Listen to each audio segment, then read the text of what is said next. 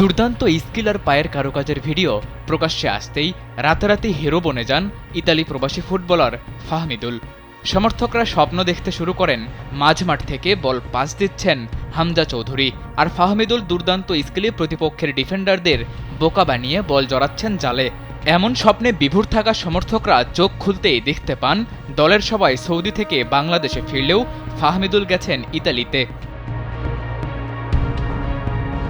এই একটা খবরে রীতিমতো তোলপাড় শুরু হয় দেশের ফুটবল অঙ্গনে। মরিচা ধরতে বসা ফুটবলটা যখন একটু শান পাওয়ার অপেক্ষায়, তখনই ফাহমিদুল ইস্যুতে সামনে আসতে থাকে ক্লাব সিন্ডিকেট আর কোচের একক আধিপত্যের গল্প। গেল দুদিন ধরেই এসব নিয়ে আন্দোলন শুরু করে দেশের ফুটবল প্রেমীরা। সোশ্যাল মিডিয়া থেকে ঘটনা গড়ায় ক্রীড়া উপদেষ্টার কার্যালয় পর্যন্ত। স্যান্ডেলিনা সো, রূপচর্চায় আভিজাত্য।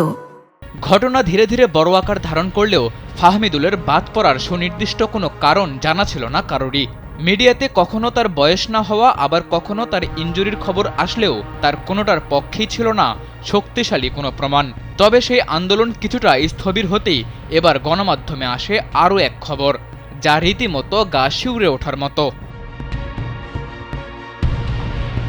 জানা গেছে কোচের পছন্দে সৌদি আরবের ক্যাম্পে যোগ দেওয়া ফাহমিদুল প্রথম দিনেই দেখান নিজের সেরা স্কিল, যেই ক্লিপ অবশ্য ভাইরালও হয়েছিল সামাজিক যোগাযোগ মাধ্যমে, যেই স্কিলই কিনা কাল হয়ে দাঁড়িয়েছে তার জন্য।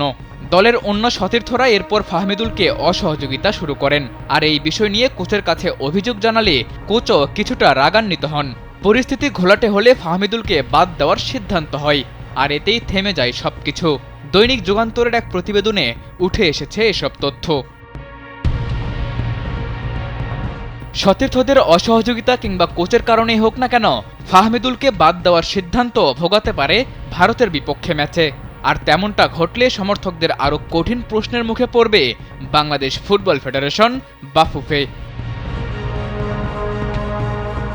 সাদাতুর রাফি, কালবেলা।